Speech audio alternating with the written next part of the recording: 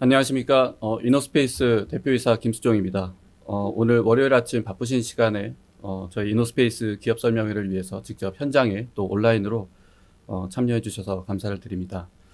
그동안 저희 이노스페이스의 개발 과정, 사업화 과정을 지켜보시면서 많은 믿음과 응원을 해주셨고, 또 투자를 해주심으로써 주주로 참여해 주신 분들, 모든 분들께 깊은 감사의 말씀을 드립니다. 그럼에도 저희가 최근에 유무상증자 계획을 발표함으로써 많은 심려와 우려를 드린 점에 대해서도 깊이 사과의 말씀을 드립니다. 오늘 이 자리에서는 저희 이노스페이스가 이번 추진하고 있는 유무상증자의 이유, 그 다음에 계획, 그 다음에 지금 가장 관심을 많이 갖고 계실 것 같은 올해 계획하고 있는 저희의 상업발사 계획, 준비 현황 등에 대해서 설명드리도록 하겠습니다. 오늘 말씀드릴 내용은 간단히 저희 이노스페이스의 기업 개요를 설명드리고 이후 앞서 말씀드린 대로 유무상증자의 계획, 발사 계획 등에 대해서 말씀을 드리도록 하겠습니다. 먼저 저희 이노스페이스는 우주산업 밸류 체인에서 업스트림 영역에 해당하는 위성 발사체를 직접 개발, 제작해서 위성 고객으로부터 운송 의뢰를 받게 되면 위성을 탑재하고 우주로 운송하는 서비스를 사업화하는 회사입니다. 엔드 유저인 예를 들어 우주 데이터를 활용하고자 하는 고객이 있을 경우 이 고객의 원하는 데이터를 제공하기 위한 수단인 위성을 위성 제작사가 만들게 되고요. 이 제작사가 우주 궤도로 위성을 운송하고자 할 때 저희에게 발사 의뢰를 하게 됩니다. 이처럼 저희는 위성을 우주 궤도로 운송하는 운송 서비스를 제공하는 사업자인데 특이한 점은 운송 수단인 발사체를 제3자로부터 사와서 운송 서비스만 할 수 없기 때문에 저희 독자 기술로 발사체를 직접 개발을 해야만 이런 운송 서비스를 제공할 수 있고 이 때문에 진입장벽이 매우 높은 서비스 분야라고 볼 수 있습니다. 이런 발사체를 이용한 위성 발사 서비스는 크게 보면 두 가지 형태로 나뉘어져 있음을 알 수가 있습니다. 첫 번째는 스페이스 X와 같이 팔콘 9을 이용한 대형 발사체를 이용한 발사 서비스 방식이고 또 하나는 로켓랩이 일렉트론 발사체를 이용해서 제공하고 있는 소형 발사체를 이용한 발사 서비스 방식입니다. 대형 발사체를 이용한 방식은 한 번에 큰 화물을 나르기 때문에 소형 위성의 경우 수십 개의 위성을 모아서 발사를 할 수밖에 없고 이 때문에 가격은 싸지만 발사 대기 시간이 긴 것이 단점입니다. 최근에 무게 500kg 이하의 소형 위성 수요가 급격히 늘어나고 있는 상황에서 이 소형 위성 고객들은 대형 발사체를 이용할 경우 가격은 싸지만 원하는 시점에 원하는 궤도로 가기 어려운 이런 만족도가 낮은 서비스를 이용할 수밖에 없는 상황이고요. 이 때문에 로켓랩의 경우 한 번에 200kg 내외의 위성을 나르는 서비스 방식을 제공하는 것으로서 위성을 하나만 싣고 전용 발사를 해주거나 많아도 5개 이내의 위성을 빠르게 모집해서 발사하는 이러한 소형 위성에 특화된 서비스를 제공하고 있습니다. 가격은 스페이스X보다 비싼 것이 사실이지만 이러한 특화된 서비스를 원하는 고객은 계속 늘고 있어서 2024년 기준 1.8 빌리언 달러 정도의 소형 발사체를 이용한 소형 위성 발사 서비스 시장이 형성이 되어 있고 향후 이 소형 발사체를 이용한 서비스의 점유율이 점차 높아질 것으로 예측이 되고 있습니다. 저희 역시 이러한 소형 발사체를 이용한 발사 서비스를 현재 사업화하고 있습니다. 지금 보시는 바와 같이 가장 왼쪽에 한빛 나노를 시작으로 해서 한빛 미니까지 이러한 발사체를 단계적으로 개발하는 것을 목표로 하고 있고 올해 말에 저희가 목표로 하고 있는 발사체는 가장 왼편에 보시는 한빛 나노 발사체입니다. 이 한빛 나노 발사체 같은 경우는 2단형으로 구성된 발사체로서 한 번에 90kg의 위성을 나를 수 있는 그러한 발사체인데 표준 발사 가격 기준으로 1회 발사 시 약 35억 원의 발사 서비스 비용을 책정하고 있습니다. 한빛 마이크로의 경우는 한빛 나노의 개량형으로 볼 수가 있고 지금 현재 이 한빛 나노와 한빛 마이크로는 병행 개발하고 있다고 보시면 될 것 같습니다.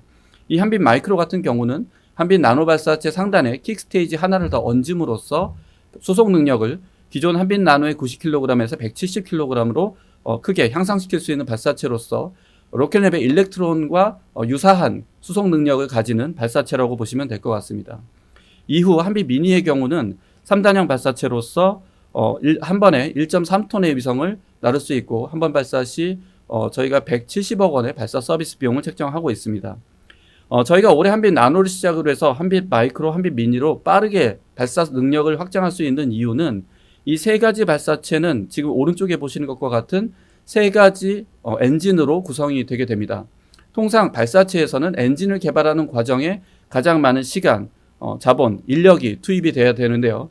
저희는 이미 이 세 가지 발사체를 구성하는 모든 엔진의 개발이 완료되었기 때문에 이 엔진을 이용해서 빠르게 스케일업이 가능한 그런 상황이고, 한빛 나노의 경우에는 아래쪽에 보시는 25톤 하이브리드 엔진과 3톤 메탄 엔진을 적용한 방식으로 발사를 할 계획에 있습니다.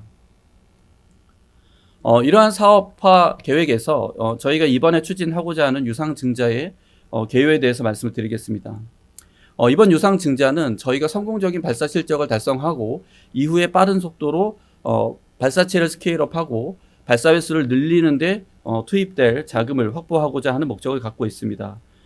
저희가 지난 상장 시 약 500억 원의 공모 자금을 유치를 했고, 올 3월에 CPS 발행을 통해서 300억 원의 추가 자금 확보를 했지만, 지금 저희가 발사체를 개발하기 위해서 필요한 그 핵심 인프라인 고흥 종합 시험장을 구축하는 과정에서의 추가 자금 투입, 또 첫 상업 발사 일정이 지연이 그 두 번에 걸친 발사 일정 지연이 발생함으로 인해서 계획했던 고객으로부터의 그 자금 유치 이런 부분들이 지연이 되었기 때문에 이번 유상 증자를 통해서 상업 발사를 달성하기 위해서 필요한 자금을 확보하는 것을 목표로 하고 있습니다. 이번에 유상 증자를 통해서 조달하고자 하는 자금은 약 470억 원 규모로서 물론 저희가 이 그 유상 증자 과정에서 발행 단가의 변동성이 있기 때문에 총 모집 금액은 변동될 수가 있으나 저희가 현재 그 지난 한 달간의 주가를 바탕으로 산정한 약 10,000원대의 그 발행가를 기준으로 했을 때는 약 470억 원의 증자 대금을 확보할 수 있을 것으로 보고 있습니다. 이렇게 확보한 자금의 약 260억 원은 운영 자금과 일부 개발 자금이 포함되어 있습니다. 시설 투자 자금도 확보가 포함이 되어 있는데 이 시설 투자는 고흥 시험장의 일부 증축, 발사체, 그다음에 하이브리드 로켓의 고체 연료 시설, 추가 발사대 제작 이런 부분에 투입이 될 계획에 있습니다.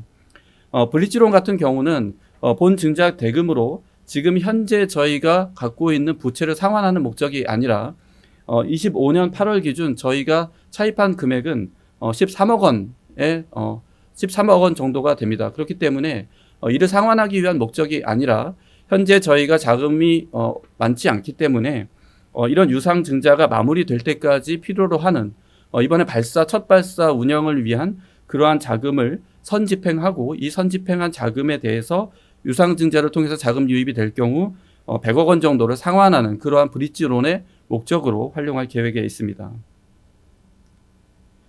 이번 유상 증자의 발행 조건은 주주 배정 후 실권주 일반 공모 증자 방식으로서 기존 저희가 발행한 주식수 대비 약 39%에 해당하는 430만 주 발행을 목표로 하고 있습니다.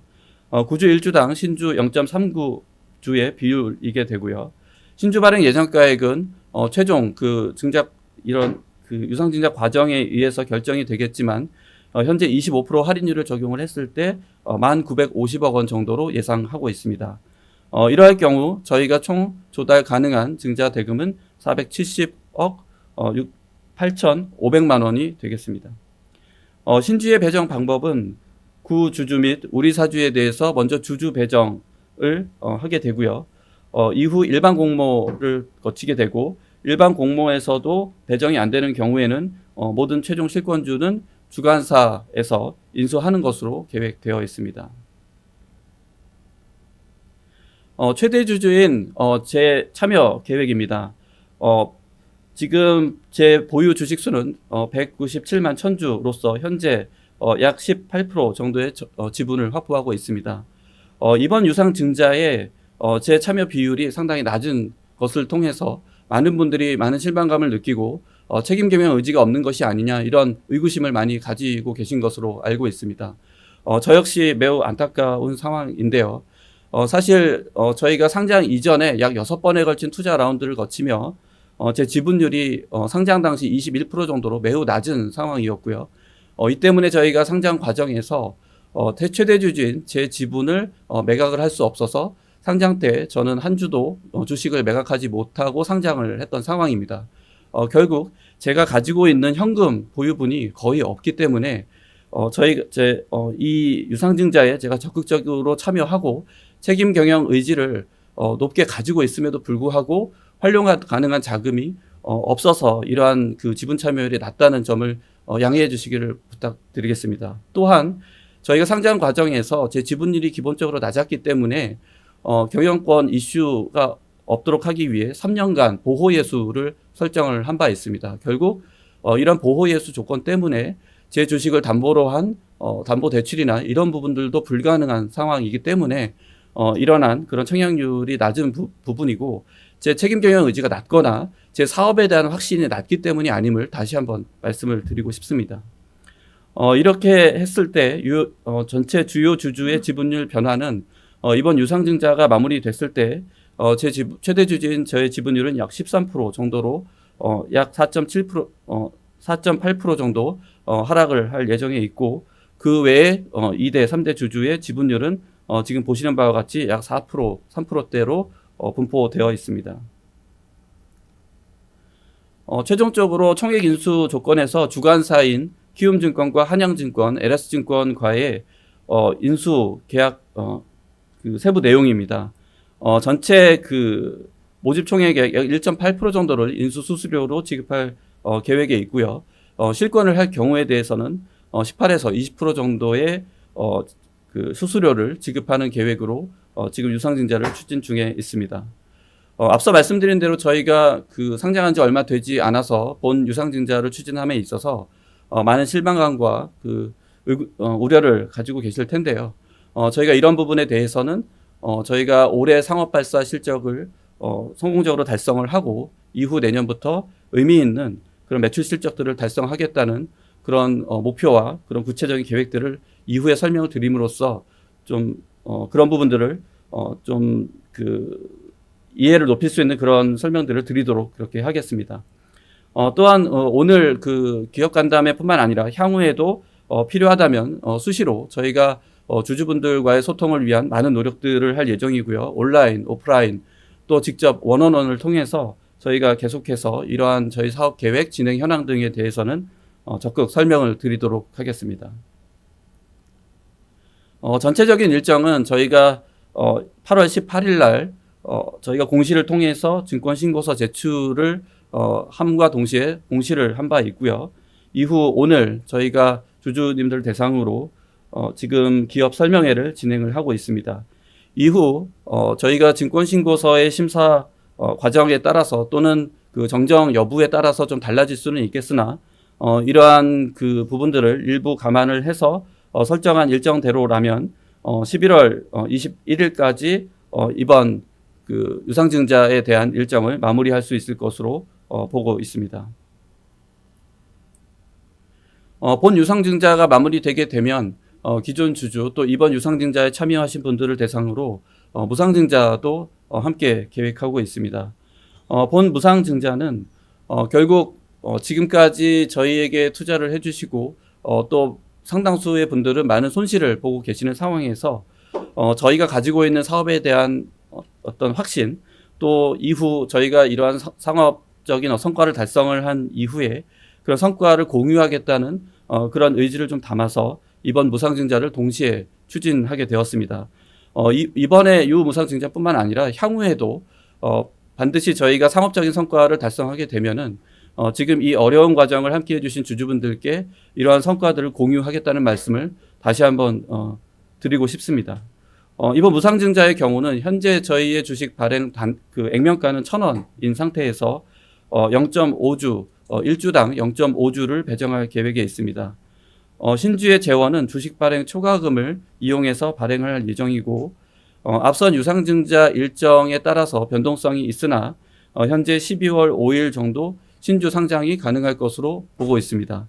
앞서서 유상증자 일정이 조금 더 연기가 늘어지게 되면은 이런 무상증자 일정도 같이 변동될 수 있음을 양지하여 주시기 바랍니다.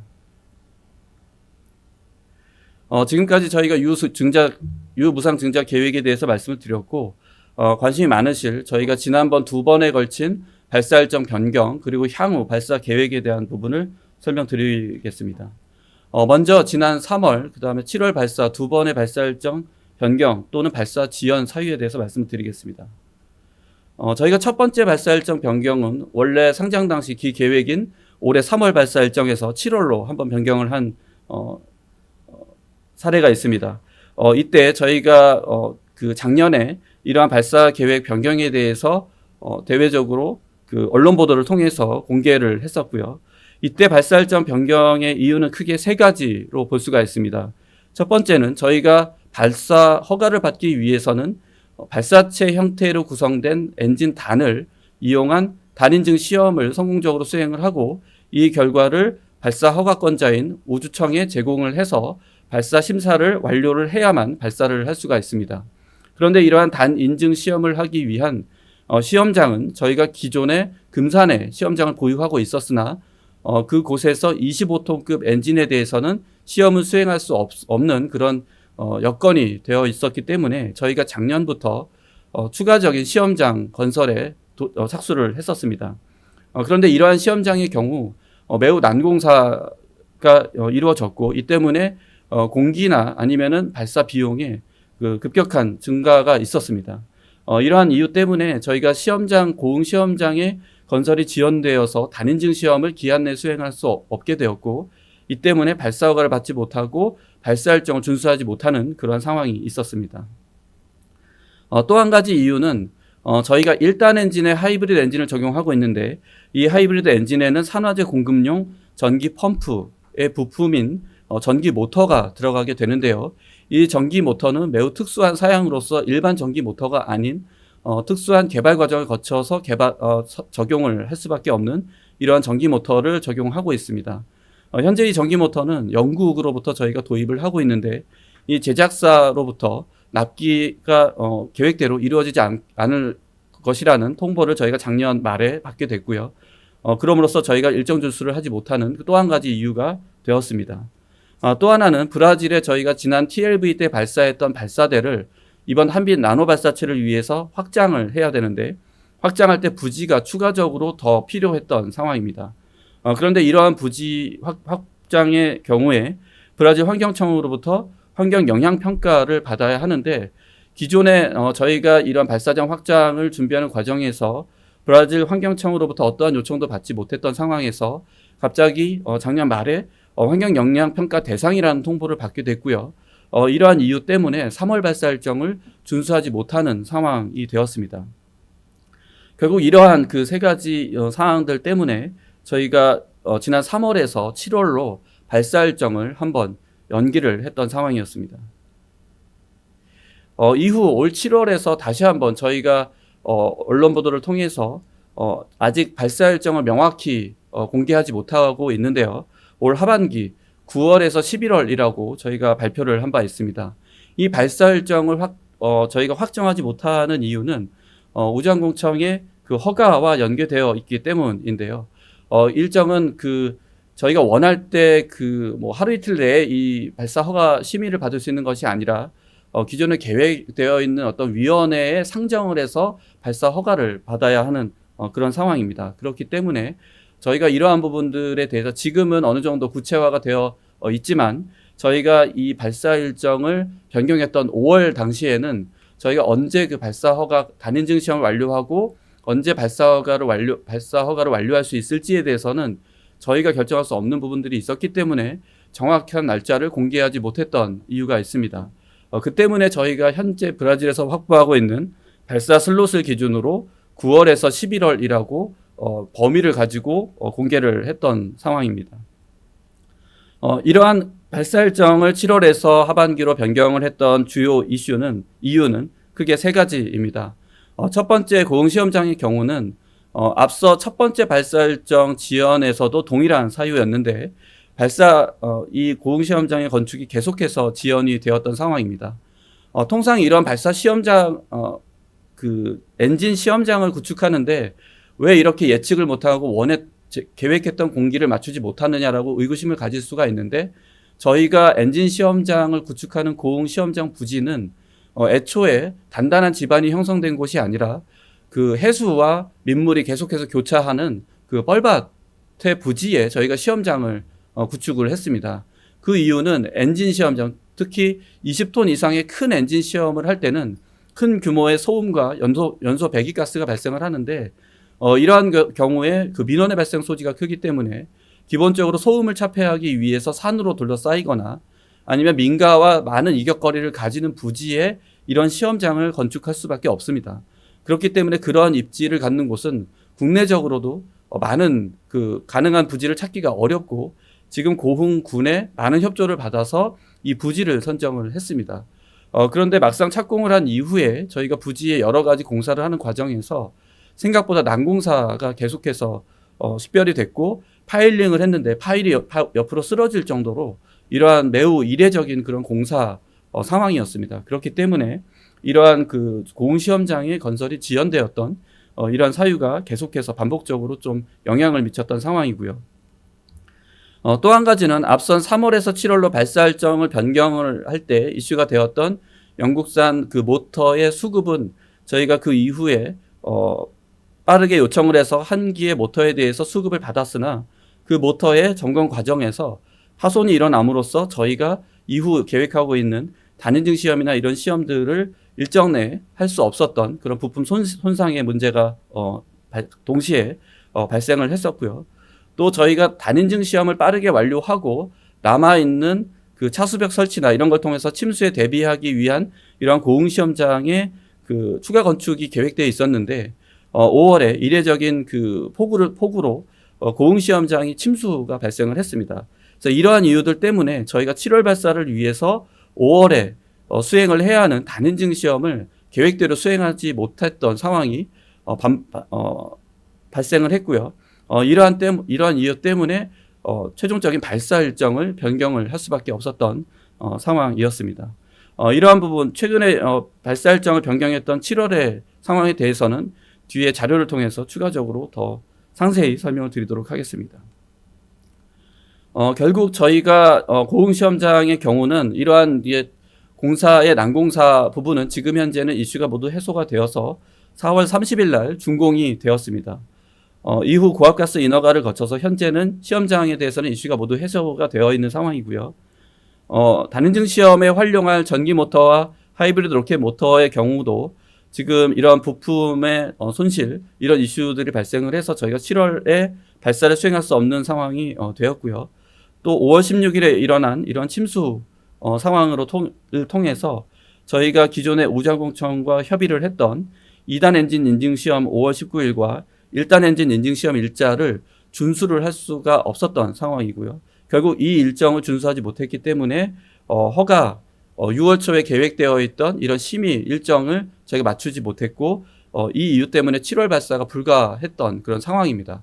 그래서 저희가 5월에 이러한 그 이슈가 발생을 했었던 상황을 바탕으로 대외적으로 7월 발사 일정을 하반기로 변경을 하는 부분에 대해서는 보도자료를 통해서 공개를 한 바 있습니다. 다만 저희가 이번에 발사를 할 경우에 브라질에서 발사를 하기 때문에 국내 업체로서 국내 우주청으로부터 발사 허가를 받아야 하지만 브라질에서 발사를 하기 때문에 브라질 우주청으로부터도 발사 허가를 받아야 합니다.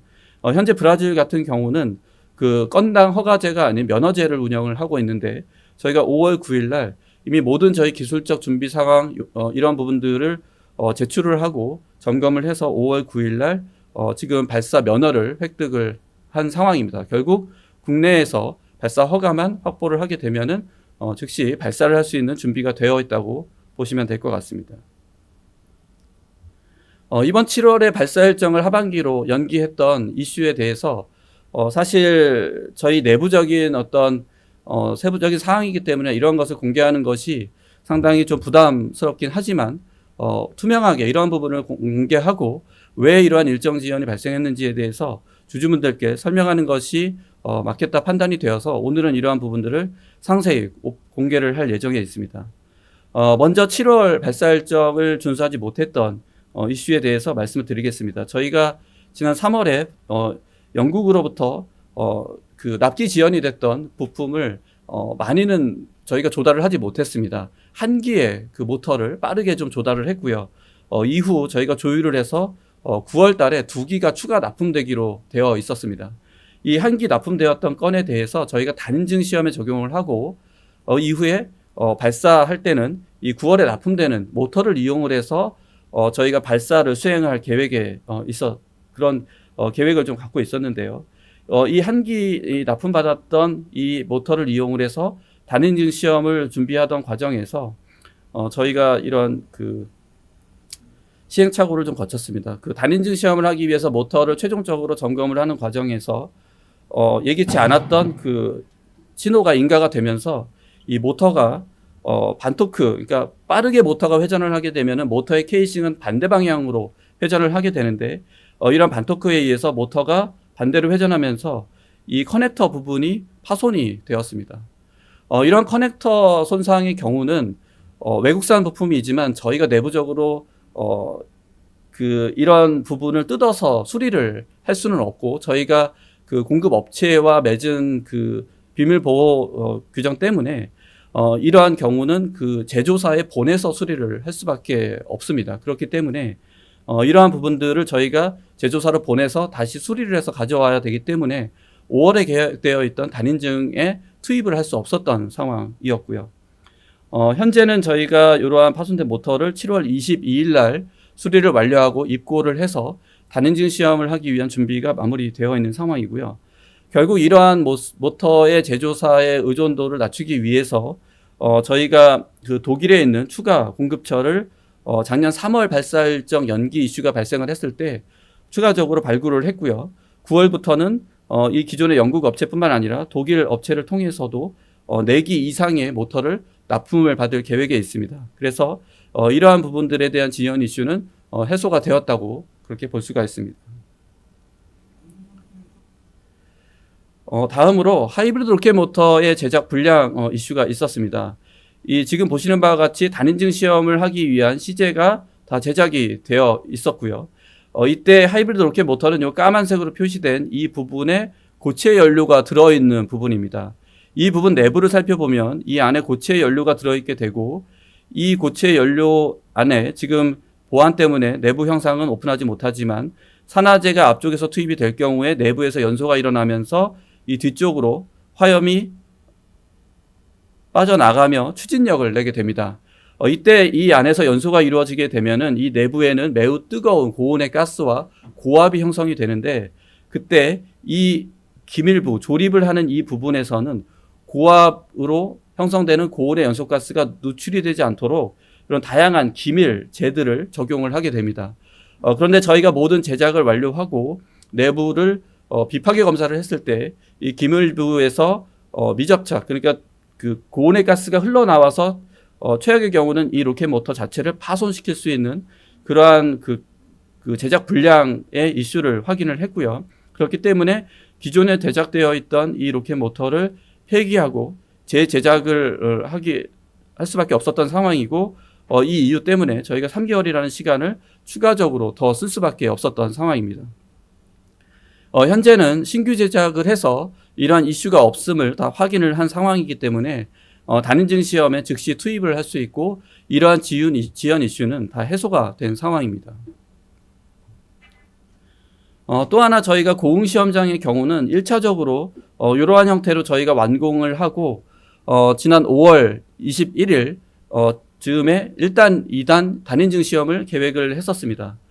그런데 저희가 5월 16일 날 지금 보시는 바와 같이 이쪽 만조가 되는 상황에서 이 물이 안쪽으로 들이차면서 이렇게 시험장이 침수가 되었었고요.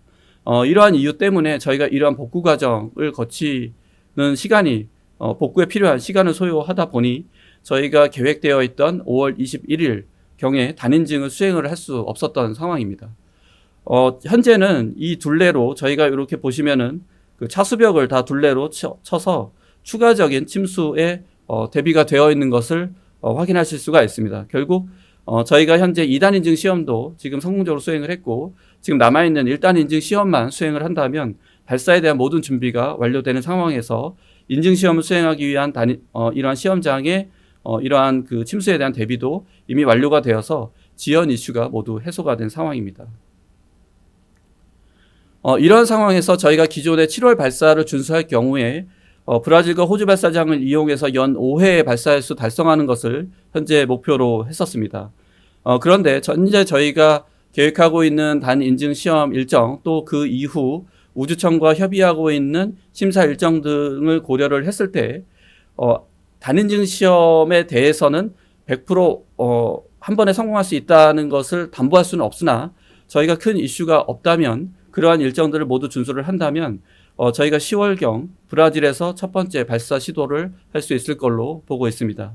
또 이러한 첫 번째 발사 시도를 한 이후에 저희가 브라질과의 협의를 통해서 발사 슬롯의 일정을 일부 변경을 함으로써 12월에도 추가 발사를 하기 위한 그 슬롯 확보가 되어 있는 상황이고요. 결국 이러한 슬롯을 통해서 저희가 연 2회 브라질에서 발사를 할 수 있을 걸로 보고 있고 이러한 발사 시도를 통해서 발사 성공 실적을 만들어내기 위한 그러한 노력들을 계속하고 있는 상황입니다. 이러한 그 발사 일정 지연 사유 또 이러한 것들을 어떻게 현재는 지연 이슈들을 해소를 했는지에 대해서 설명을 드렸고 현재 발사체 준비 현황에 대한 부분을 말씀드리겠습니다. 이번 발사 때는 저희가 그 스페이스워드라는 미션을 통해서 경사궤도 40도를 갖는 300km 고도의 LEO에 위성 기준으로는 18km, 총 그 탑재체 기준으로는 22km의 탑재체를 싣고 발사를 하는 것을 목표로 하고 있습니다. 발사장은 브라질 알칸타라 발사센터이고요. 이번에 탑재를 할 때는 저희가 상업 발사라고 말씀드리는 이유는 총 8개의 이런 그 시험용 위성 또는 위성이 아닌 탑재체를 싣고 발사를 합니다. 위에 보시는 3가지는 분리가 되지 않는 위성이 아닌 탑재체이고요. 아래쪽에 보시는 5개는 브라질과 인도 위성 5개를 싣고 발사를 하고 저희가 풀 캐패시티는 아니지만 첫 발사임에도 비용을 받고 서비스 비용을 받고 발사를 하는 이러한 계획을 현재 진행하고 있고 현재 우주청의 발사 허가에도 이러한 내용이 모두 담겨서 허가를 진행하고 있는 상황입니다. 발사장 같은 경우도 이미 현지 저희가 인력이 4월부터 넘어가서 지금 발사장 구축 작업들을 하고 있고 8월이면 준공이 완료될 계획입니다. 앞서 말씀드린 대로 환경청의 그 허가가 작년 말에 식별이 됐고 이후 올해 3월에 그 브라질 환경청의 허가가 났고요. 실질적인 이 공사 기간은 현재까지 약 4개월 정도 기간으로 저희가 이러한 공기를 맞출 수가 있었고 기존에는 3개월 정도의 기한이면 이 발사장을 완료를 할 수가 있는 상황이었기 때문에 저희가 이러한 3월에 발사 허가를 받은 상황에서 7월 발사 일정을 추진했던 상황이고요. 현재는 저희가 이러한 공사 과정에서 7월 발사 일정을 5월에 연기를 함으로써 현재는 후속 발사를 위해서 이 발사장 시설을 추가적으로 더 보완을 함으로써 한 달 정도 시간을 더 미뤄서 8월 말에 준공을 하는 목표로 현재 진행을 하고 있고 지금 현장에 거의 완료 단계에 있는 상황입니다. 발사대와 발사체 운송에 관련해서도 저희가 발사대 지난 3월부터 저희가 운송을 시작을 했고요. 브라질에 5월에 도착을 해서 현재 발사장에 발사대는 모두 도착이 되어 있는 상황입니다. 발사체 같은 경우는 해상과 항공 두 가지를 이용을 해서 운송을 하는데 대부분은 해상 운송을 통해서 운송을 하게 되고 지금 10월 13일에 브라질 발사장에 도착을 할 수 있는 그런 상황입니다. 어떠한 항공 운송의 경우는 저희가 단인증 시험을 모두 완료한 이후에 모든 이슈가 없다는 것을 최종적으로 확인한 다음에 운송하는 몇 가지 파트에 대해서만 항공 운송을 할 계획이고 마찬가지 아무리 늦어도 10월 13일까지는 발사장에 도착하기 위한 여러 운송에 대한 마진들, 이슈가 발생하는 것에 대한 마진들을 포함을 해서 이러한 일정을 계획해서 현재 운송을 진행하고 있습니다. 이러한 그 과정을 통해서 현재 발사장과 관련해서는 지금 모든 시설의 90%가 준비가 되어 있는 상황이고 8월이면 이 발사장의 준비도 모두 완료가 될 수 있는 상황입니다.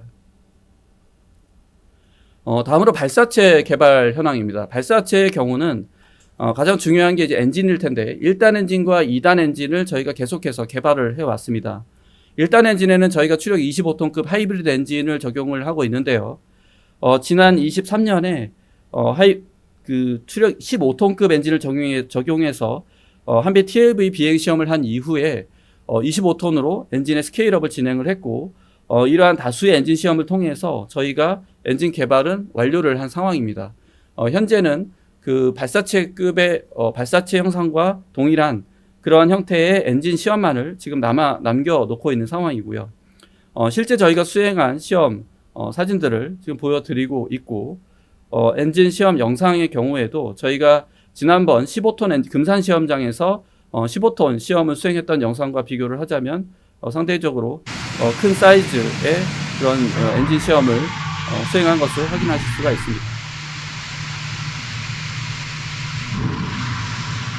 그래서 15톤 엔진 대비 25톤 엔진 시험도 이렇게 저희가 계속해서 수행을 금산에서 해왔는데 앞서 말씀드린 대로 단엔진 시험을 위해서는 수직 형태의 시험을 해야 하는데 금산 시험장에서는 이런 시험을 25톤급에 대한 시험을 할 수 없었기 때문에 저희가 고흥에 추가적인 시험장을 구축을 할 수밖에 없었던 상황입니다.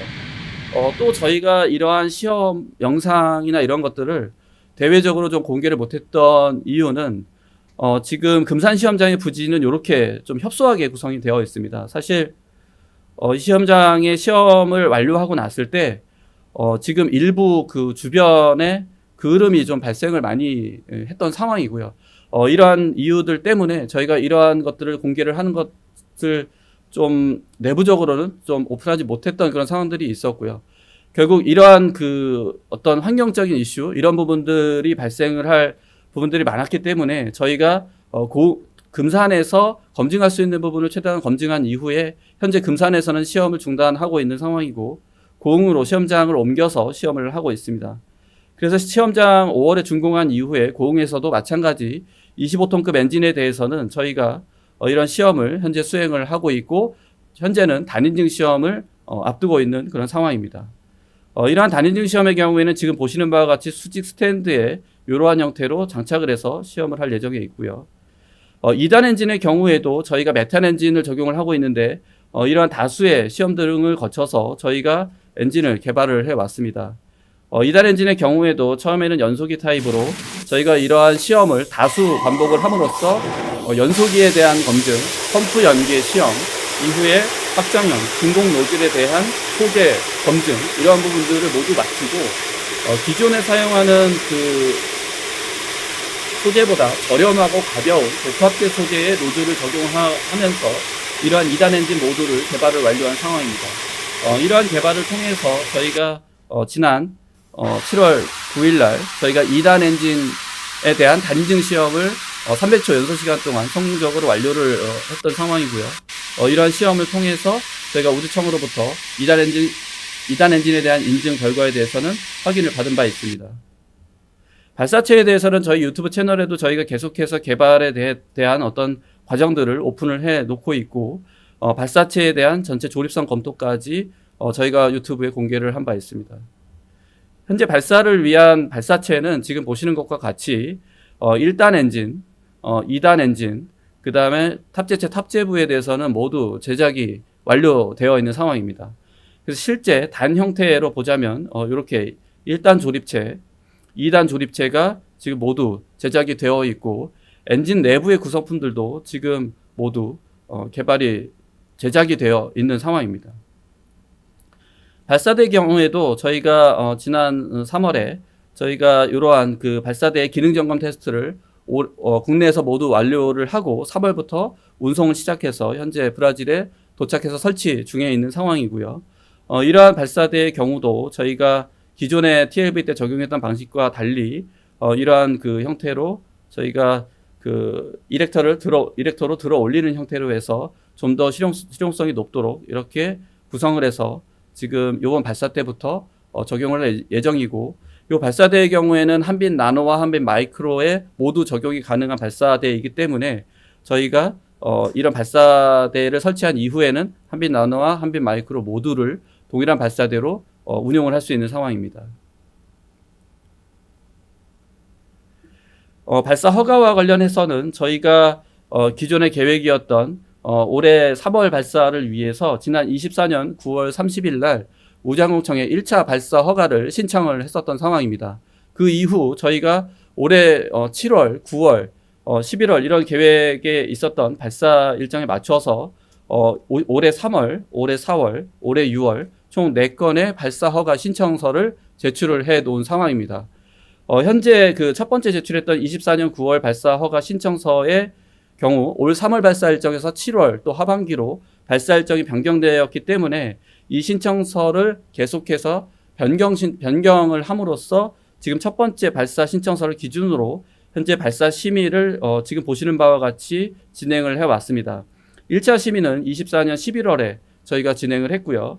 2차, 3차, 4차를 최근 8월까지 진행을 한 바 있습니다. 또 이러한 변경 사항에 대해서 저희가 8월 14일 날 모든 2단 인증 시험 결과와 함께 제출을 했고 지금 1단 단인증 시험을 9월 초로 계획하고 있는데 이 시험이 성공적으로 완료가 되게 되면 이후 그 발사 허가 심의를 통해서 허가를 받고 저희가 그 획득을 하게 되면은 이후에 지금 사전에 준비하고 있는 그 일정대로 발사를 진행할 수 있는 상황입니다. 이러한 그 발사 허가를 진행하는 그 위원회는 국가우주위원회에서 이 심의를 진행을 할 예정입니다. 통상 이 발사 허가 같은 경우는 전문위원회에서 많이 심사를 하는데 지금 국가적으로도 저희가 민간에서 시도하는 첫 번째 발사이다 보니 대통령이 주관하는 국가우주위원회 안건으로 현재 상정을 할 계획을 갖고 있고요. 저희가 단인증 시험 결과를 제출하고 나면 그 이후 9월 중 개최될 국가우주위원회에 대통령이 심의하는 이러한 안건으로 올라가서 심의를 할 계획에 있습니다. 이런 것은 상당히 국가적으로 지원을 하고자 하는 또 우주청의 지원 의지가 적극적으로 반영된 사항으로서 지금 저희의 발사에 대해서 국가적으로도 많은 지원과 정책적 지원과 이런 그 부분들의 노력을 많이 하고 있다는 부분을 좀 말씀드리고 싶습니다. 이러한 획득을 목표로 하는 것은 저희가 발사관을 9월 말까지 목표로 하고 있는 그런 상황입니다. 그 외에 브라질 같은 경우는 앞서 말씀드린 대로 5년간 저희가 유효한 발사 라이센스를 저희가 5월에 획득을 했고 발사를 위해서 가입해야 하는 보험도 저희가 영국의 비질리사에 지난 7월에 가입을 완료해서 모든 발사를 위한 준비가 완료되어 있는 상황입니다.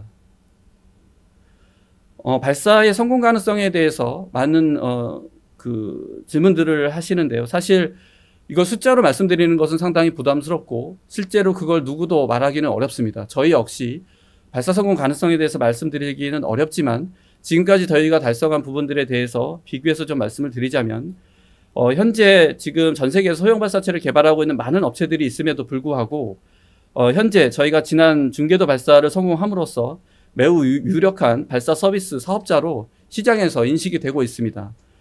중국의 많은 기업들이 현재 발사를 제공하고 있는데 이러한 경우와 비교를 했을 때 지금 회색으로 표시한 이유는 중국의 기업들은 지금 미국이나 많은 고객들이 있는 미국이나 유럽의 발사 서비스 기업들의 위성을 발사할 수 없는 상황입니다. 중국 내수 위성만을 발사를 할 수 있고 그렇다면 현재 발사체를 이용해서 발사 서비스 제공할 수 있는 기업은 크게 보면 한 세 회사 정도밖에 없고요. 결국 저희가 발사에 성공을 한다면 수송 능력은 좀 다르겠지만 이러한 유력한 발사 서비스 공급 사업자로 인식이 될 수 있기 때문에 이러한 그 발사 계약이나 문의들을 많이 받고 있는 상황으로 보시면 될 것 같습니다. 저희가 지금 발사를 할 때 이런 타 기업과의 좀 비교를 해보자면 이사르, 독일의 이사르라는 그 업체 같은 경우 지난 3월에 발사 시도를 했을 때 발사 이후 약 30초 만에 그 발사 실패를 하고 낙하를 했던 그런 상황이 있었습니다. 이 발사체 같은 경우는 첫 번째 2단형 발사체로 발사 시도를 했었고요. 그런데 1단 엔진에서 또 자세 제어를 하는 데 있어서 문제가 있음으로 인해서 발사 실패를 이렇게 자세 제어를 하지 못했기 때문에 발사 실패를 했었습니다. 또 최근에 호주의 길모어라는 회사에서도 이런 3단형 발사체를 이용을 해서 발사 시도를 했었습니다. 이 회사 같은 경우는 1단 엔진에서 엔진의 작동 실패로 인해서 이륙을 못하고 즉시 14초 만에 바닥으로 추락을 했던 그런 상황이 있습니다.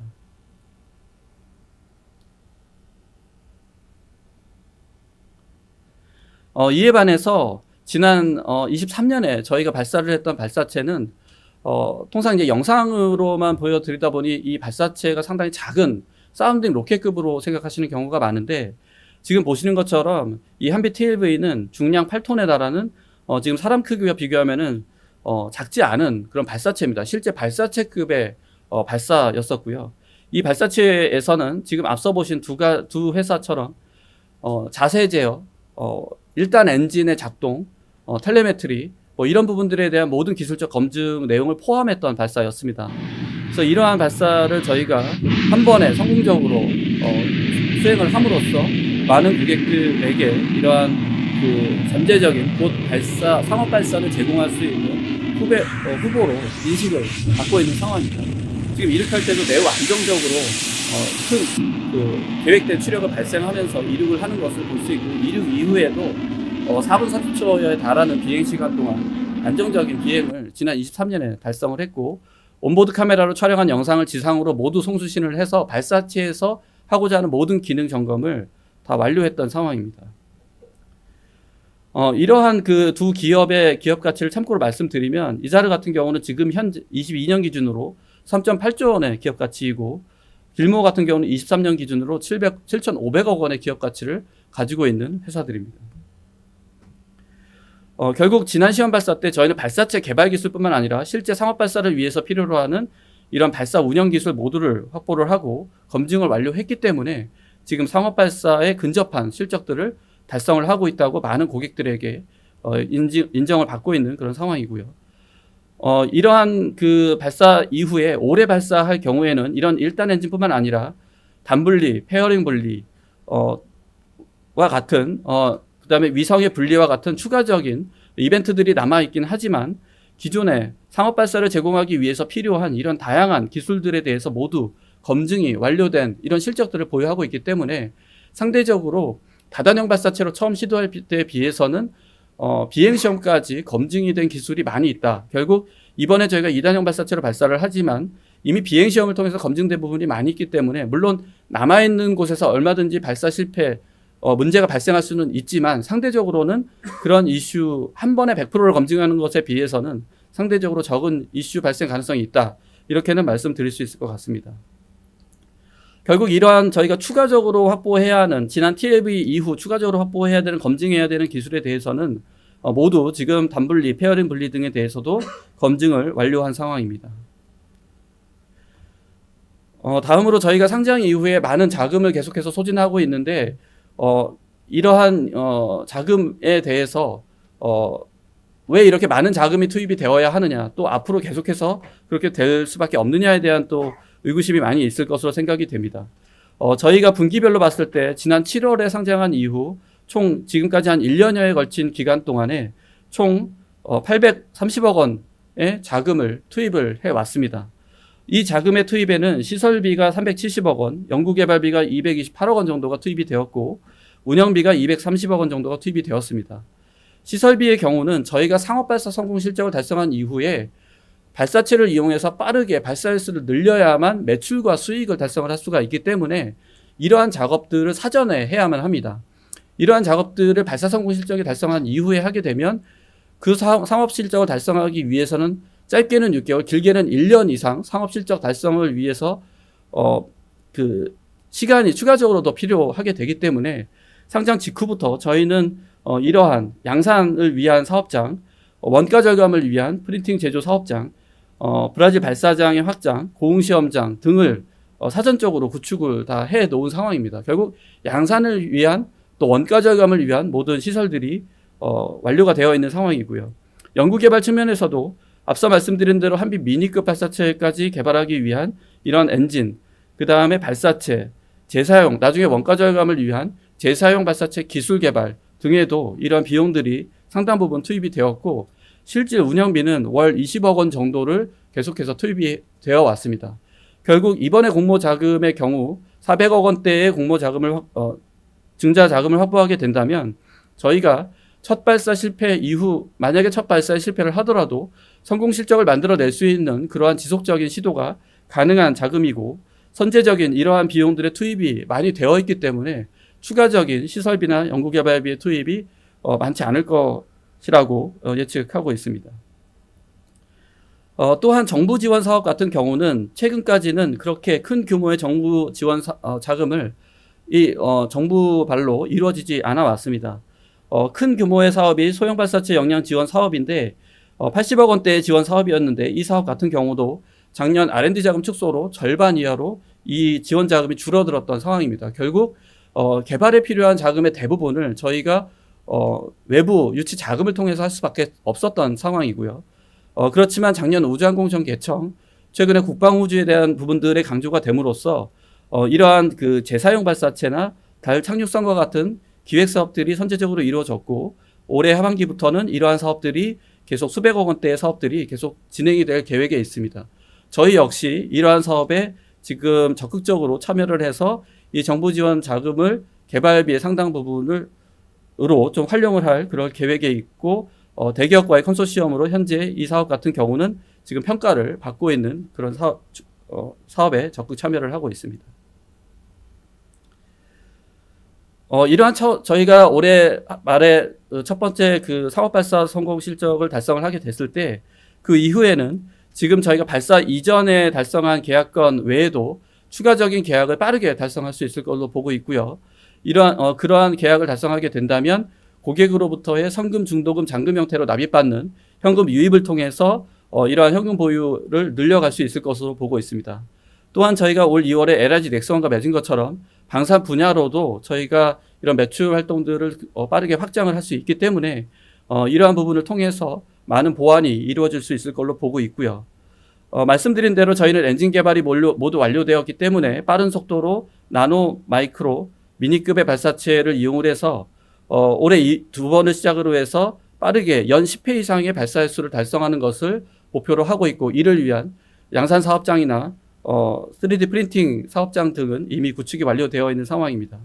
이런 횟수를 달성하기 위해서 필요한 것이 발사장인데 발사장 같은 경우도 저희가 호주와 브라질 발사장은 이미 장기 계약을 통해서 확보를 하고 있는 상황이기 때문에 충분히 달성 가능한 목표라고 볼 수가 있습니다. 발사장 같은 경우는 저희가 이미 이러한 그 고흥의 체험장을 그 200억 원 이상의 그 개발 비용 투입을 통해서 시설 비용 투입을 통해서 구축을 완료했기 때문에 후속 발사체 개발을 위한 시험장은 모두 준비가 완료되었다고 볼 수가 있습니다. 또 저희가 이번에 청주에 오픈한 청주 캠퍼스 같은 경우는 연면적 2,000평 정도의 건물 면적을 갖고 있고 이 사업장 내에 저희가 연 50기 이상의 생산이 가능한 양산 캐파를 이미 확보하고 있는 상황입니다. 이러한 그 청주 캠퍼스의 이러한 양산 그 발사체 제조 사업장뿐만 아니라 하이브리드 로켓의 고체 연료 사업장은 세종에 저희가 보유를 하고 있고요. 3D 프린팅을 이용한 제조 내재화 또는 그 기타 매출을 만들어낼 수 있는 부분, 그다음 원가 절감 이런 부분들을 달성할 수 있는 형태로 저희가 화성에 이런 프린팅 제조 사업장을 추가적으로 확보를 하고 있는 상황입니다. 이러한 내재화된 시설뿐만 아니라 저희는 국내 100여 개 이상의 협력사와 함께 발사체를 제작하고 있기 때문에 충분한 양산 능력을 이미 확보를 하고 있다고 볼 수가 있습니다. 그렇기 때문에 상업 발사 실적이 달성이 되게 되면 빠른 속도로 발사 횟수를 늘릴 수 있는 양산 능력, 발사장 능력을 통해서 발사 횟수를 충분히 달성 가능하다 이렇게 말씀드릴 수 있겠습니다. 마지막으로 저희가 첫 상업 발사를 달성한 이후에 기대할 수 있는 부분에 대해서 타사의 사례를 바탕으로 좀 말씀을 드리겠습니다. 저희가 로켓넷과 직접 비교를 할 수 없지만 사업의 영역은 로켓넷과 매우 유사한 분야에 있습니다. 로켓넷의 일렉트론이 200kg의 수송 능력을 갖고 있고 저희가 한빛 마이크로는 현재 한빛 나노의 개량형 발사체이고 이를 통해서 170kg 정도의 수송 능력을 갖추게 된다면 발사 횟수가 10배 이상을 달성한 이후 빠른 속도로 그 여러 사업 실적을 활짝 성장 보여주었던 것처럼 저희 역시 10회 가까운 발사 횟수를 달성을 조기에 한다면 이러한 그 의미 있는 사업 실적들을 보여줄 수 있을 걸로 그렇게 판단하고 있고 이를 위한 선제적인 조치로 지난 상장부터 지금까지 많은 자금이 투입이 되어 왔다 이렇게 이해를 해주시면 좋을 것 같습니다. 상장 당시의 기업 가치 측면에서도 상장 기업인 로켓넷과 파이어플라이 같은 경우에도 지금 6.7조 원, 8.8조 원대에 상장을 했던 것에 비하면 물론 국내 시장 환경이 다르다는 것 알고 있고 여러 여건이 다르다는 것은 알고 있지만 저희가 4천억 원대에 상장을 했고 현재는 지금 주가가 많이 하락을 해서 주주분들께 많은 상심과 피해를 드리고 있지만 1,000억 원대의 주가 지금 그 1,200억 원대의 지금 상장 가치를 갖고 있습니다. 저희가 사업 시작을 달성을 한다면 이러한 부분은 직접 비교는 어렵지만 충분히 성장할 수 있는 여력이 충분히 있다. 이렇게 말씀을 드릴 수 있을 것 같고요. 비상장사인 앞서 실패 사례를 갖고 있었던 이자르와 길모어의 사례를 보더라도 현재 저희의 기업 가치가 매우 낮게 형성되어 있음을 다시 한번 말씀을 좀 드리고 싶습니다. 마지막으로 시간이 많이 지체되었는데 저희가 현재까지 개발한 영상을 하나 보여드리고 오늘 기업 설명에 대한 발표를 마치도록 하겠습니다.